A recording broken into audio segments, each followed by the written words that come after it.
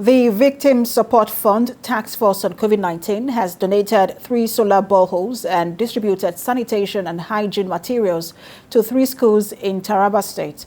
The materials were presented at the Government Commercial College, Takum. The chairperson, Victims Support Fund COVID-19 Task Force, Mrs. Toyosi Akirili, said the donation was to improve sanitation and hygiene in schools and communities in the state to slow down the spread of the pandemic. Correspondent Wulabi Adenusi filed in this report. Since the reported index case of COVID-19 in Nigeria, the World Health and other non-governmental organizations have jointly worked in educating the public on how to curb the spread of the killer virus. Media practitioners in the Northeast were trained on COVID-19 reportage.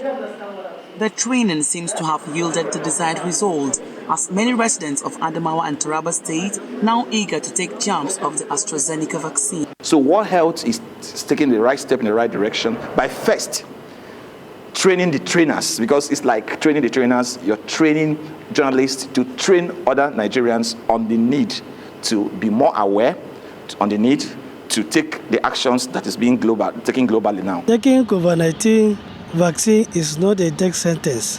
I took the first one. I'm waiting for the second round. The Victim Support Fund COVID-19 Task Force is leaving no stone unturned as it intensifies efforts by donating 3 solar boreholes and distributes sanitation and hygiene materials to the 3 schools in Taraba State. The chairperson of VSF Task Force revealed that they have handed over water, sanitation and hygiene wash facilities to 54 schools in 18 states across the 6 geopolitical zones of the country. We provided food, personal protective equipment and medical items to to 18 states across all the 6 geopolitical zones of Nigeria.